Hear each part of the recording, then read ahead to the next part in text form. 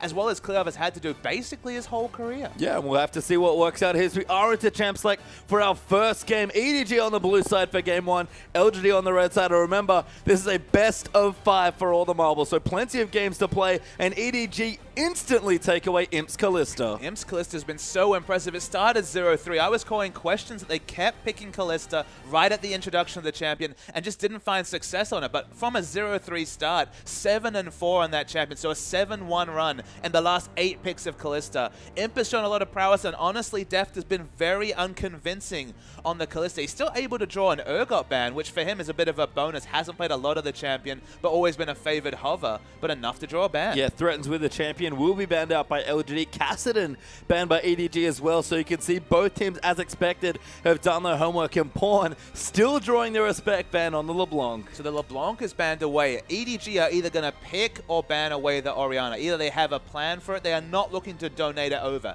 That much I can tell you for sure. Yeah, and we can see what the picks do come through. Now, again, LeBlanc, the only assassin that's really been left, I feel like, on a meta full of sustained damage mid laners and Cinderholt junglers, but still a popular pick. It's a massive Pawn champion for him, and you can see already the mid laners getting banned away, but Gragas actually a pick away there, banned out from TBQ. He hasn't played a lot of the Gragas. Only 2 games on the Gragas, 2-0, has an infinite KDA because he actually hasn't died for, I believe, 19 or 20 kill involvements. But it's just another one of the very strong champions this patch, and that's the 9th ban in a row for Annie against Mako. Yep, the Annie goes down again as Mako apparently never going to see the champion again. Maybe next split Mako, as Nunu's going to be the lock-in there for Clearlove. And you have to think Nunu Jinx, that's always been the story for EDG. They've run Jinx 8 times for 8 victories. 5 of those 8 games they've got the Nunu, and it's always been about the Nunu Jinx. Just walk around in the mid game, acquire free turrets, because how can you deal with the machine gun, minigun form with the Blood Boy? Yeah, Deft is undefeated on the champion, I believe, as well in competitive play. Yeah, all time, and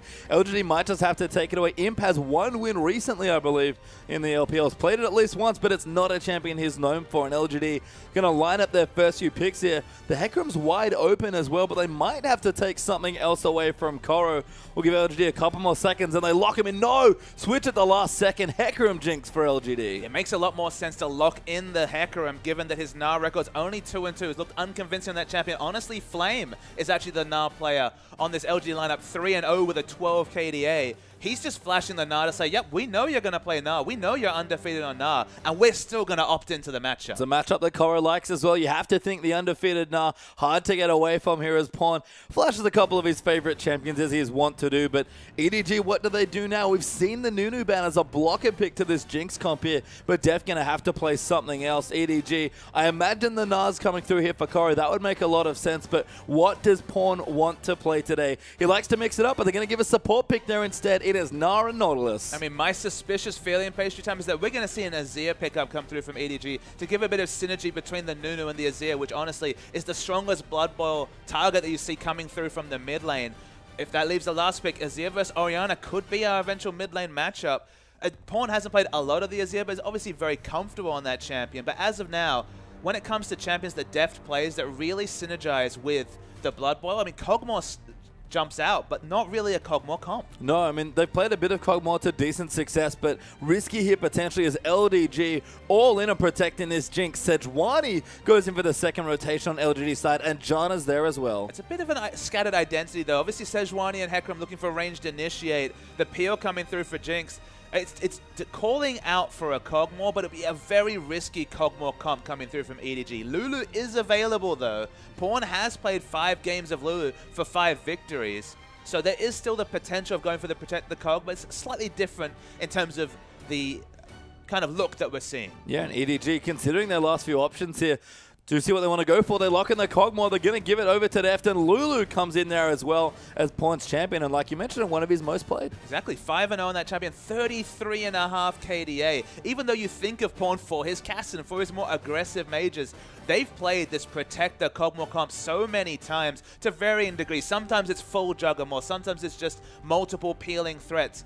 They had the Jinx banned away, so it makes sense to move over to the Kog'Maw, another great user of the Blood Boil, and look for the lane control mid, but this is 5th pick. You knew Orianna would be locked in the moment you took Lulu, so they're picking Lulu for comp, and that gives God v Ori. I thought they were going to pick it earlier because it was open wide there, ready. It fits in perfectly for the composition, helps to protect Imp, gives another threat over to LGD side. And you look down at both these comps and you have to say, might have been a blind pick game. Both these teams fairly happy with their compositions. They're really, really scary teams for both sides. On the LGD side, huge amounts of engage with only the Janna to peel for the Jinx. The first kill comes through, though. She gets that hyper mobility. Suddenly going to be super hard to track down. EDG's team, even though they have a Gnar, they're looking to play defensively on it. They're looking to kite back with this Kog'Maw. Yeah, lots of team fighters are going to go through the matchups. Koro on the Gnar versus Akon's Hecarim, and Klilov on the Nunu versus Sejuani from TBQ. Yeah, junglers with very different identities. More of a fighter, scrapper, very good at holding down those neutrals is Nunu. Sejuani just looking to farm up for 6. Lots of farming in the mid lane, though. Lulu versus Orianna as Pawn takes on Godby there in the mid lane. And swapping to the AD carries again, lots of late game. Kog'Maw versus Jinx as Deft takes on him. I mean, Deft's 4-1, but has been very impressive on the comp. It's another comp that EDG play very confidently in the support role. It's all about the Nautilus. Yeah, I mean, Nautilus has been great for Mako. Does favor aggressive champions despite having a fantastic record on Janna as well. And game 1 already, both teams seem to get what they want. Very excited to see how it breaks out. Just really interesting. You feel like LGD has more engage options for sure, obviously with the likes of Orianna, Sejuani, and Hecarim. Both teams have a lot of appeal for their AD carry. I mean, even Orianna, given how good Godby's been, gonna get that big stack of AP, gonna have the big shields to come through. Janna gonna throw the Eye of the Storm already. Double shields means a fairly safe Jinx. If she gets the reset on that Get Excited and can open up positioning, and they just get a tank line that can actually deal with Kog'Maw's damage, I feel like they could win this game here, LGD. I really like the draft they put together, but EDG, they're all about neutral control. I mean, you have to think, yeah, it's kind of on Klilov here on this Nunu, this famous Nunu. I mean, this Nunu's been excellent. We talked about the KDA and the win rate. We've just seen Nunu's fire to deceive. It hasn't been Klilov, though, who's been wonderful on this champion. But you have to use the Lulu's very early power spike to your advantage. Control those objectives with the likes of the Consume Smite. You don't have a teleport Smite top laner for once. So Gnar going to have the natural laning advantage against Hecarim. I don't know whether he's going to be doing a lot of counter jungle, but he needs to get in the face and unsettle TBQ and what will be unfamiliar territory. Klilov, 22nd LAN win if they take it here. It's had such a big season, and TBQ, it's all new to him. What kind of start are we going to get off to? We're about to start game number 1.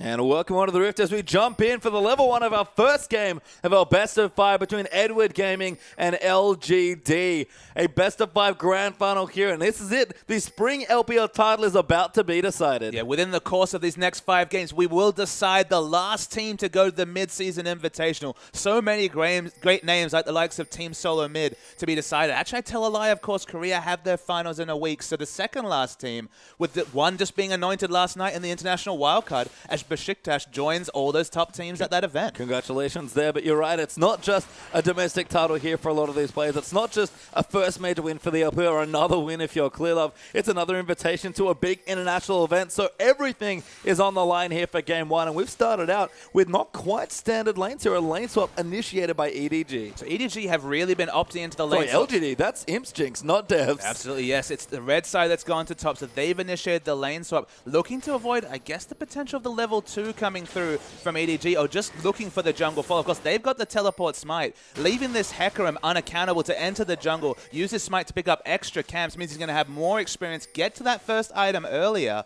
Honestly, the only way to counter this particular strategy is to fast push, and I'm not sure if Deft and Mako are confident to do that. I mean, maybe not with these champions as well. It's a little bit awkward. So an isolated mid lane's just farming what should be mostly a farm festival. Pawn will try and get an edge if he can. And this is perfect for LGD. We didn't hit on it yet, but LGD are a team that have looked excellent in lane swaps.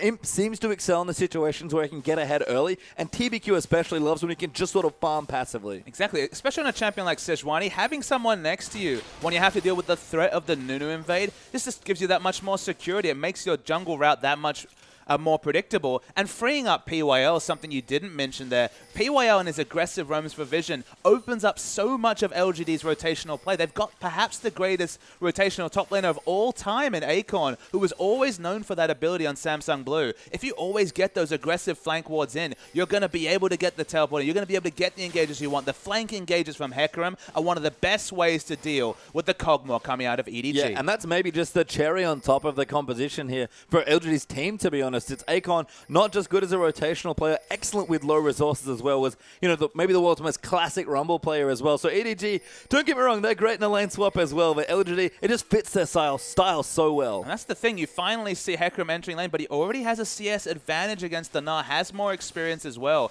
being able to pick up comps. Koro has finally navigated towards this dragon that honestly EDG should have had for free, because of course they've been jungling on this bottom side of the map, but it looks like it's going to be contested. Smart rotation from LGD to try and contest the dragon, and instead we have a gank lined up in the mid lane there. Slow coming through for Pon. Clearlove forced to flash away. The Polymorph fits in as well, but Godby doesn't even burn the flash. Yeah, Clearlove burns the flash and can't even get a trade from Godby. Honestly, it looked very optimistic coming through from the Nunu.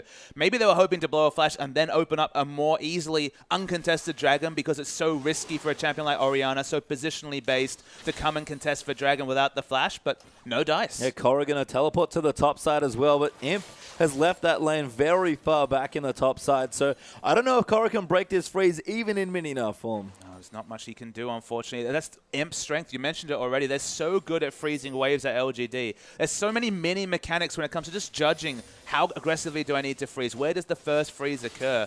And it just feels like LGD have completely mastered them. And again, they have the brains trust of the likes of Acorn and Imp, you'd have to think, who are both on different Samsung sides, veterans of this maneuver. Oh, here we are going to get grabbed there, actually, as Def comes in for a bit of damage, but it's just Poke there, the Kog'Maw, doing well on CS. That's the best news here for EDG so far, but look at Imp, just keeping this wave as far back as he possibly can. In the mid lane, blind picked the Lulu, not really getting the lane control over Orianna. That honestly is very difficult to do. To actually win this laning matchup outright, you need things like that Nunu gang to really connect. If it's just wave clear wars, okay, we're going to see a whimsied up, very strong deft in team fights, but the Shockwave and Godby undefeated on this Orianna. In a 24-20 season, to be undefeated on a champion is a really big deal. I mean, I have news for you, Papa Smithy. Someone's undefeated streak is going to be broken this game, because Godby's got his undefeated Orianna and Koro has his undefeated Gnar. So at least in game one, somebody's streak is finally going to come to an end. What more a time than this grand final for great streaks? That's the 18-0 streak for Koro to end. Gnar is the pick that screams out. You either go for the Shyvana to have your own teleport smite, or you go for the Gnar. In this case, going for the team comp, Gnar is going to be used defensively, you have to. They don't have really any engage, barring a huge ultimate from Mako, but honestly, that's going to lead to a defensive flash or kiting back from LGD. So a lot of defensive play requires you to get an objective lead. Is it going to be the turret snowball? You'd think they're opting into the dragon control with the likes of Nunu, but the early dragon that's almost granted by going for the top side lane swap and opening up a free early dragon for EDG was countered by their early rotation. It was, yeah, and I think the scaling's fairly comparable in these team combos, but the way they play when they get to the mid and late game, like you've highlighted, is the big thing here. It's proactivity for LGD once they get their ultimates, and a lot of reactivity from EDG. And to be fair, they've had a lot more slower games in their playoffs, to be honest. They've really, especially in the series against IG, they just sort of let the game happen and eventually took over at the midpoint. But I don't know if you can afford to do that against a team like LGD. I mean, both comps have an AD carry who wants to kite back, pick up the first kill, then look to go aggressive.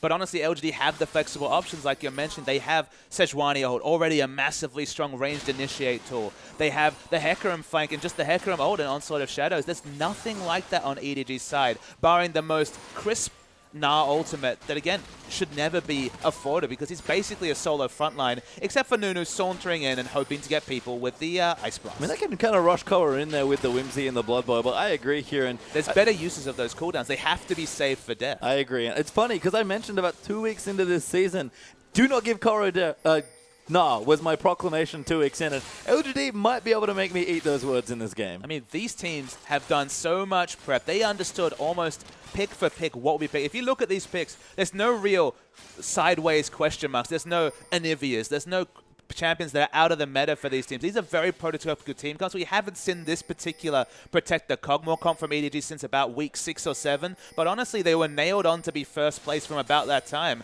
So their incentive to show new things was not really there. We know they play Nunu. We know they play Kog'Maw. They would have taken Jinx if that was available. They've got close to the champions they want in every role. That's the smart thing for me, is Imp, maybe adapting a bit, playing a bit more Jinx. And honestly, we know what Imp's like, showing up depth a little bit here, saying, I got you, Jinx. What are you going to do about it? It's definitely a different look for Imp, who's always in the past been that skilled AD carry, looking for the outplays, picking the twitch and getting in your face with the ambush. But this season, he's been on basically Sivir duty. He's definitely been the team fighting AD carry with that team fight ultimate. Suddenly going back to a selfish carry that requires kiting and just basically holding the hands of multiple teammates. That's already a shift for LGD. I can tell you right now, though, it's been a bit quiet about 9 minutes into this game as Pon will pick up blue.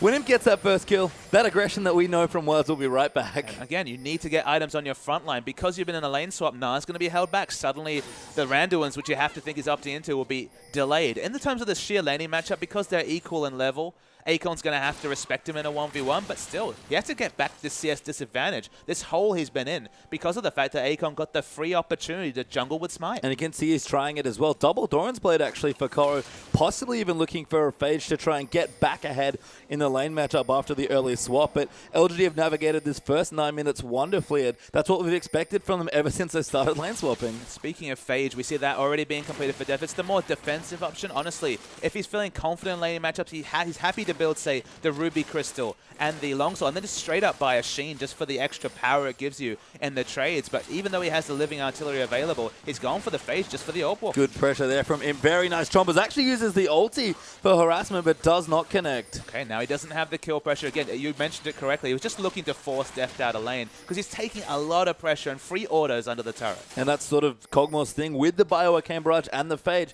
can really put pressure on, but TBQ gonna sneak his way into the brush here. Ultimate at the ready, Deft. You better have your finger on the flash button. Mako should definitely be starting to position towards the top side of this map. Def should not be the one getting hit by this ultimate. He's right in the way of it, though, unfortunately. Mako not even 6 for some additional CC. Clearlove going to take the Scuttle Crab away, but TBQ stalking his prey in the bottom side. Very patient. It's interesting. They don't really have a lot of kill pressure because, of course, they don't have the Super Mega Death Rocket. That would be the burst item they need. They might be waiting for the cooldown, but with a teleport, we're talking about a lot of members. This wave's coming back as well. Now TBQ going to wrap around. That's good damage coming through. The ulti going to look for it, but the flashes come through for Def. Just missed the ulti, but the knockup coming in. First blood for TBQ as Akon come down here as well. EDG in a massive CC as Clearlove's going to dive in. He wants to kill him. Koro with a massive ulti though. Double kill for Nunu with the ultimate. Mako uses his finally as TBQ going to fall for a Nunu triple. And Akon, he's diving under the turret. He's trying to get away. He might get Mako, but he's too slowed now. Tries to use the smite, doesn't get it, and Clearlove gets a quadra kill. The quadra kill, Nunu, and speaking of kills... Be dead in transition now. Pawn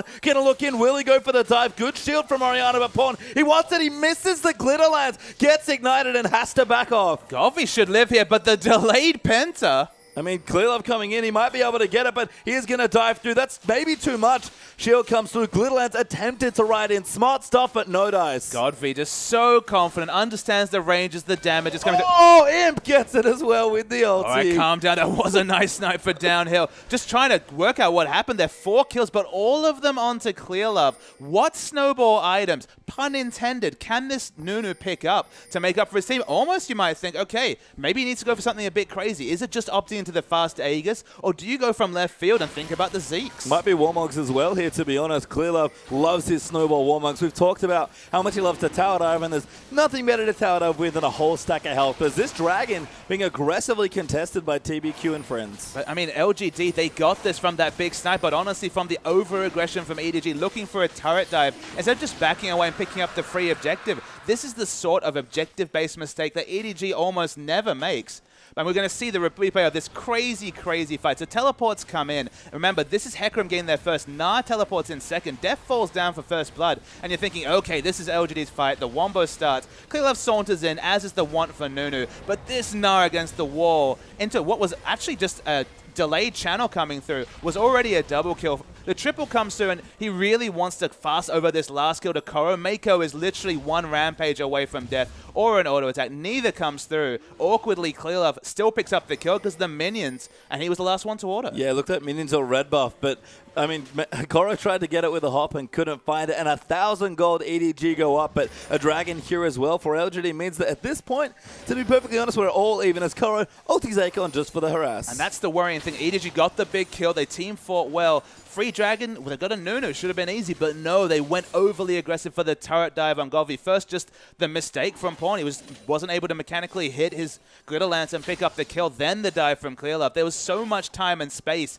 for them to pick up the Dragon. They didn't, and they've been punished. Yeah, Athene's, though, coming through for Pawn. So, wow, he didn't get a single assist in that last fight either. He just died. Yeah, I mean, he didn't do anything, unfortunately, as Koro going to turn it onto Akon as Imps rotated here as well, and no towers dying out, but LGD going to try and pick on Koro's tower in the top lane. I mean, speaking of getting picked on, that's just that's just Imp respecting the trades, the fact that he was losing trades against the Kog'Maw and already opting out of the bottom lane. They don't have any turrets down, but in this situation, with the fact that Na was staying on half health, they're just trying to power down turrets, EDG style. Clear out the ward, though, as we can see. Def working on a bottom turret now as well, but Akon will return himself. Ninja Tabe, Farmy, Cinder, and a Hunter's Machete there with the home guard. Might not make it too bad, but Imp does get the turret in the top lane. They pick up the turret, punishing the rotation. Kog'Maw isn't even able to get the turret in bot. It's fallen low, but Hecarim's come to the top lane at just the right time. The harassment continues on to TBQ. The last time we saw Clearlove get a big advantage like this was Game 5 against World Elite on Rek'Sai, where we thought, okay, so far ahead in the early game is going to be the Warrior enchant Rek'Sai, but no, it was literally Cinderhulk into stacking Giants and getting super tanky. Honestly, that's his only real option on Nunu. So the one thing you can say, turret dives with the Nunu,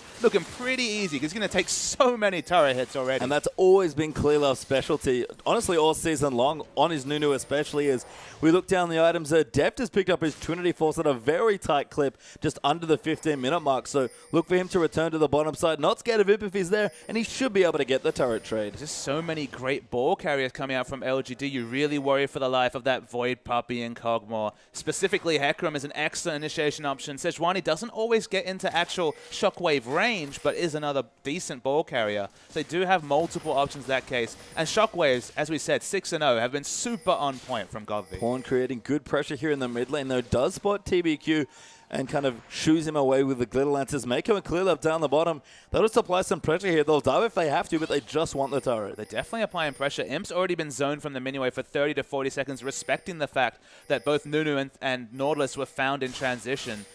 Kog'Maw's got the run of this lane, but given the fact that they've got the objective advantage in top, the fact that they're losing maybe 2-3 CS from every minion wave isn't a big issue to LGD. And Korra going to chase in as well. Is that a frozen mallet Korra's working on? That's correct. Well, we've seen it a couple times here, but frozen mallet Nas seems to be the thing. At least Korra and some of the other top laners in the LPL just seem to love it this stage. Definitely a good laning option against the Hecarim. Remember, Hecarim doesn't take flash, so if you walk up as a Na to Hecarim, remember you already have a slow coming through that you can proc through your Hyper and your Q, so you already have CC. You walk up to Hecarim, you auto him as Na. If you start hitting your Qs, there's no way for him to get away except for using his ult, and that's a team fight cooldown down. You already build health, you get a bit of AD, so you're not going to get a Hex Drinker and a Frozen Mount. You're just going to rush the Frozen Mount and just deal with the fact that 25 AD is the only offensive stat. But it's really good dueling item. Doesn't give you necessarily the same team fight statistics. You get 700 health, so it's almost a Warmogs in that way. But it's all about the laning power and just making this Hecarim accountable. And they need to. He's been very kept up in terms of CS. You can see Def does get the turret in the bottom side, but Imp will joining with POAL and Godby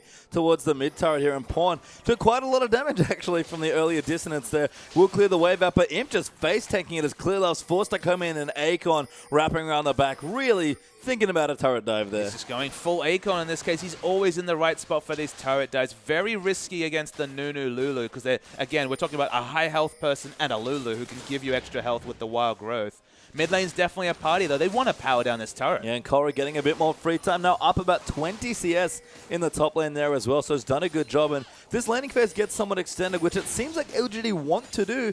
Korra's going to be very rewarded by his laning choice. I just love the levels upon levels on which LGD are thinking. The reason why you saw Akon around mid, the reason why you see 4 members rotate was simply because Pawn was out of mana. He only had about 100, 150 mana. Even with Athene's didn't offer a lot of wave clear, and Pawn accepted the wave clear from this team is actually quite minimal. So using that sort of a gathering of information to actually go for such an aggressive rotation is just really smart play from LGD. There's no downside from what they did. They put themselves in position for a turret, didn't get it, but backed off happily. And we're going to have a pretty big fight brewing here as well. Imp's just gone back and got his Infinity Edge. Need to see large Rod picked up now for Pawn, who did find a nice window to back away. And Dragon's back in 15 seconds. That was blue buff. Going to be contested. Does not get stolen away, though. So EDG just want to show as much pressure as possible because Def just went back to buy the Bilgewater. Not the massive amount of power, but still relevant to spending that 1,400 gold before the Dragon comes down. So EDG, they have enough members so far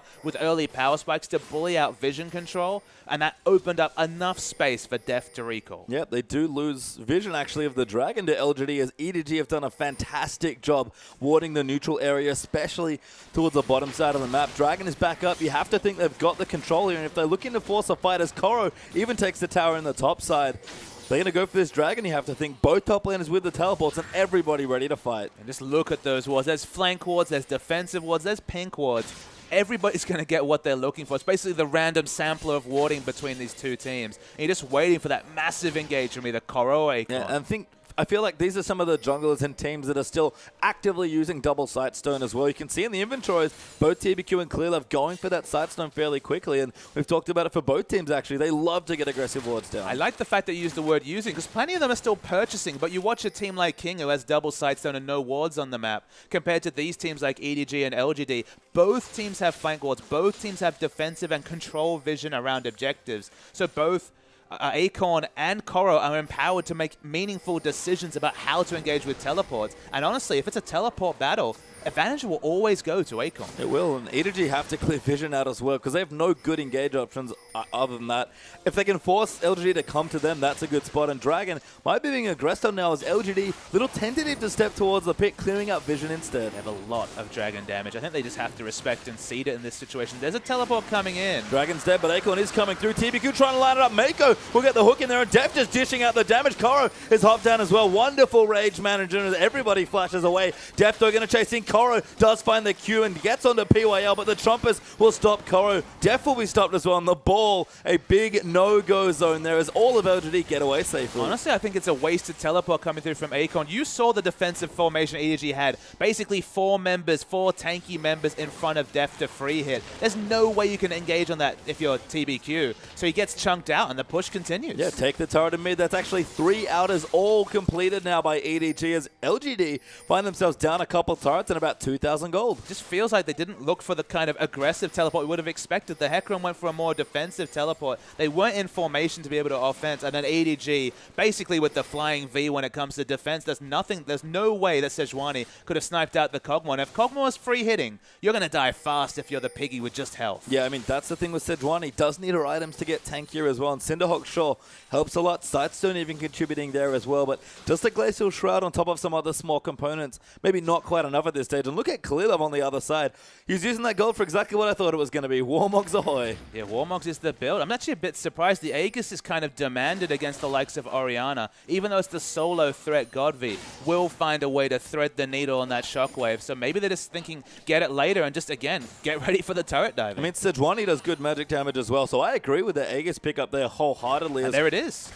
That's a quick Warmogs. That is a quick Warmogs, now building in towards the edge. I guess Clearlove just had a little too much gold after his Quadra. I mean, this is what he did on Rek'Sai's stack health. And look, he doesn't really do a lot of damage, but man, is he annoying on the Nunu. He is. Just, again, Clearlove loves to dive turrets. Engineered many, many ganks in the LPL regular split, and we're going to do so here again in the final. A thin lead here for EDG at 21.5 minutes, but just thin. The vision is decent here in terms of defensive vision. It's more neutral vision coming through from LGD. Certainly no sign of the offensive vision that was there around Dragon. It makes sense to some degree. They've lost their outer ring of turrets. It's so much more risky to actually go in and try and get those aggressive wards down. And Mako, this is why he's one of those rookie supports that's been really touted as the next coming of Chinese support players, and that the warding's so smart. And you have to think, contesting the enemy red and blue buff, the kind of easiest next objective that they can open up is what's going to come in the next few minutes. I think so as well, and you can see that power spikes are coming through for the rest of EDG. Pawn got his death cap now done with the Athenes at 22 minutes. Blade of the Ruined King just finished there by Deft as well. Koro does have about 1,200 gold to spend, but apart from that, EDG good to go for a mid-game team fight. The big item for them, to me at least, is Mako finishing the likes of maybe the cleanse item coming through, just for a bit of defensive utility. Probably needs the Mikhail's Crucible to provide for Def. The Magic Resist going to do nice duty anyway, because you need that against what's coming through from Godvi and TBQ. But with the Ruby Crystal turned into the upgraded Kindle gem might actually be an Aegis on the support. Yeah, maybe. I mean, Face of the Mountain as well, I think, is another option for maybe the shield. Not quite the Mikhails, but another shield there as well. It's certainly not Ella, who pretty much builds Mikhails first for Crystal every single game. And PYL's already rushed the Aegis, so there's definitely the same idea coming through from LGD. The magic damage in this situation is mostly going to be the frontline damage from the Lulu, but I mean, Kog'Maw at this point with Blade complete starting to do physical damage, but certainly respectable magic damage. I believe Clearlove did He did get the blue buff there, I believe. Yep. We both did the double take. Yep. And as Prophet Puffer just predicted, no Dragon up, no Baron quite ready yet to be taken. Get your deep vision ang with your outer turrets and take out the buffs. But that's just the way it works. When you take the outer ring of turrets, what do you have easiest access to? It's warding that red buff. It's warding that blue buff. Much harder to take the inner turrets. Almost impossible to take the inhibitor turrets unless you're way ahead in the game. But just take those little advantages. Keep chipping away because, look, the red buff's on a 5-minute timer. The dragon's on a 6-minute timer. You can time those out, prep for them, and it just adds up. It's gold. It's resources. If you've got 4 buffs on your team, you're going to win a team fight even if the items are fairly neutral. You can see Def still farming away, but Imp also getting stronger as well. Actually down by about 30 CS is the Jinx, but Infinity Edge deals perfectly fine items at this stage, despite the fact that Def's kind of been the benefactor of a lot of early golden kills that his team's gotten.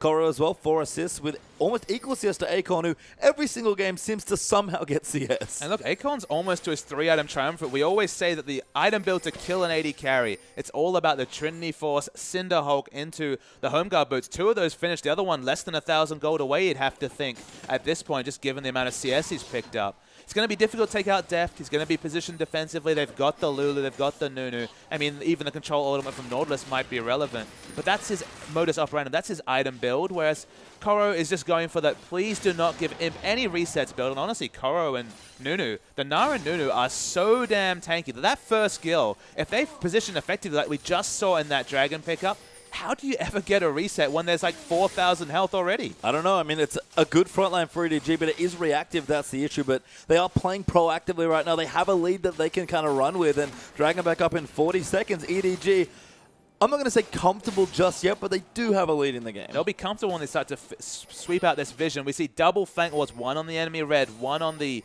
golems there, or the Krugs, sorry, and also vision around the dragon. So there's a lot of flank wards available, and Trinity Force has to be so close and coming through from the flank. EDG have to know.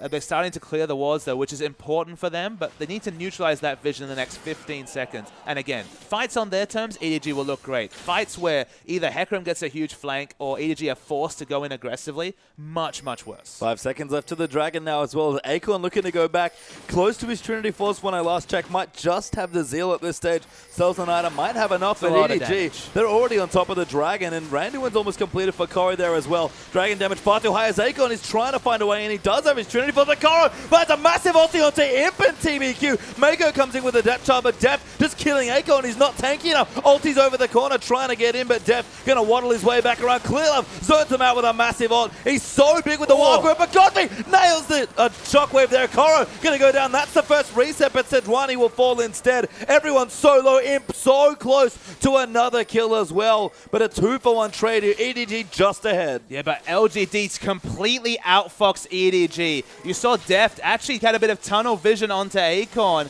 Akon just used that onslaught of shadows over the wall, re-engage, and Deft couldn't do any damage. He's lost his Bioarcane Barrage. That loss in damage, he's the big consistent damage dealer. That's the one time their positioning really let them down, so they got the good position around the second dragon. This third dragon, though, the second for LGD, will be uncontested. It belongs to them here. Imp and Godfrey, even without a smite, both Akon and TBQ absent for the smite battle. Doesn't matter. There's too much damage coming through from the Phantom Dancer, Infinity Edge, Jinx, and Akon. It wasn't the big super flank kill the Def teleport that we expected, but an effective flank nonetheless. And that's the funny thing, is that Akon drew enough aggro that he split Def from the targets. Even with that massive Nara onto Imp, there was no damage there to take him down. And again, just outfoxed him with the Onslaught of Shadows over the wall. So whether it must be a communication-related thing from EDG, because the AD carry, the crown jewel of the comp, going one way and the other 4 members going aggressively on the backline with all summoners available, that's not how you win a fight if you're EDG with such low initiate. And EDG now equalizing that gold pretty much back up there for LGD. Only 800 gold ahead or so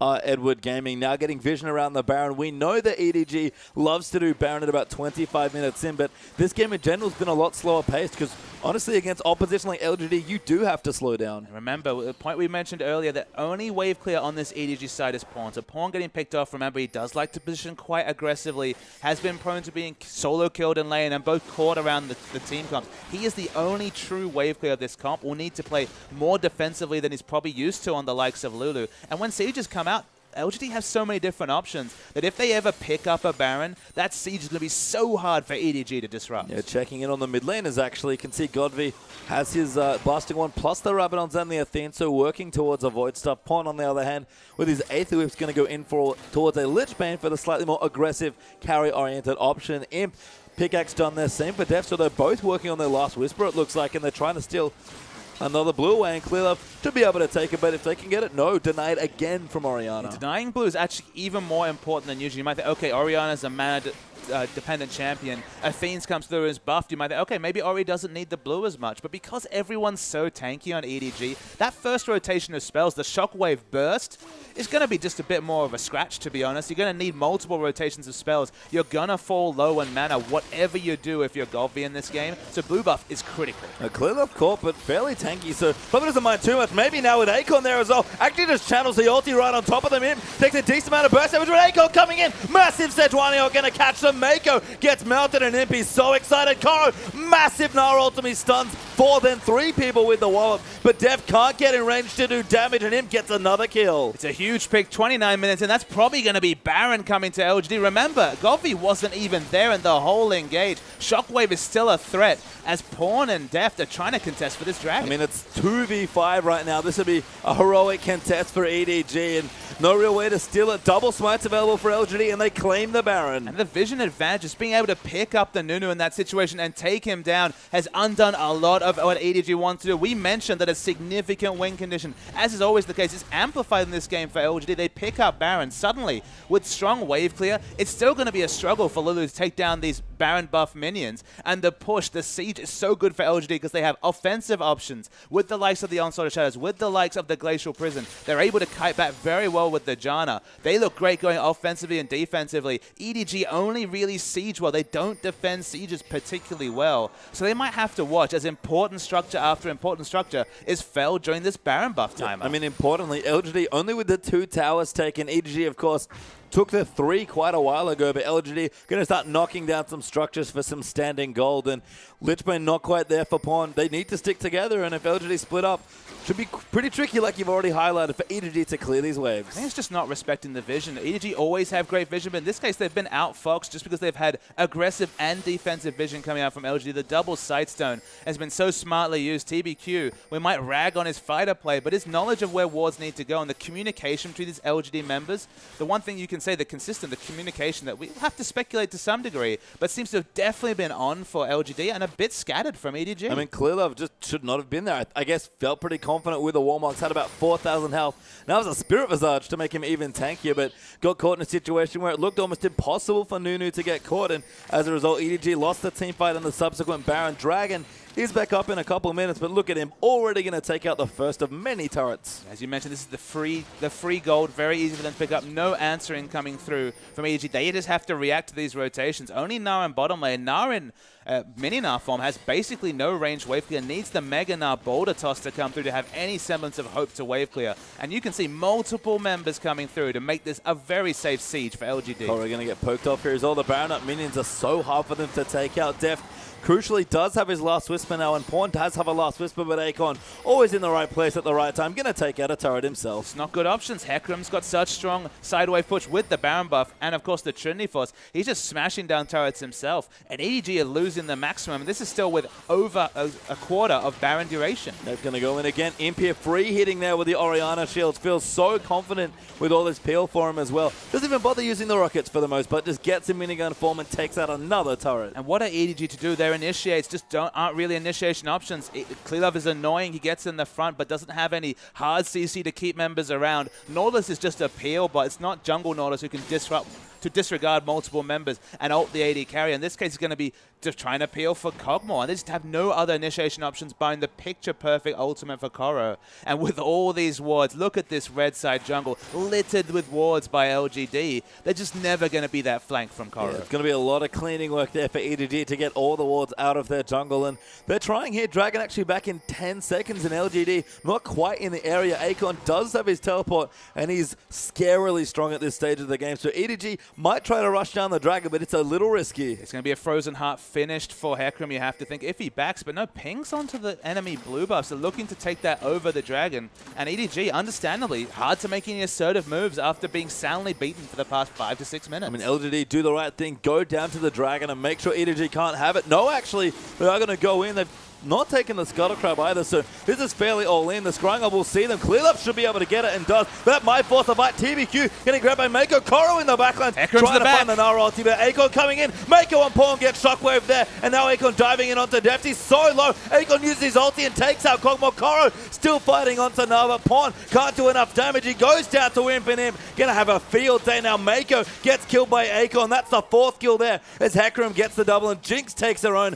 Clearlove forced a flash away, and Godvi the only kill for 4 deaths on EDG's side. There's just no backline threat coming through from EDG. They can't get onto the Jinx. Through all the shields, she's just so effectively tanky. Lives on full health, and they power down the base. Yep, Turret going to go down. Inhibitor looking to fall here as well. And LGD, with their Jinx, might just be able to win the game here. There's not only so much Nunu can do. The Ice Blast will delay things, but 5 seconds to death. Maybe this is too aggressive, but they're going to get most of this base. They use the heal. They're going to try and get it. Clearlove doing what he can to try and stall in, but there's too much here. LGD are going to take the first Nexus, it looks like, and they do get it, going 1-0 up on EDG. What a win from LGD. It was looking like an EDG game. How many times will we send them rotate smartly? Took that answering Dragon with aplomb, but suddenly, Deft with poor target selection, getting baited to the side and Akon reinitiating, lost them a fight. And then Clearlove went from a walk, even as a 4,000 health Nunu got caught. And honestly, with their lack of initiate, they could not afford to make any of those auto mistakes. Execution heavy is what ADG picked for. Execution good for about half the game,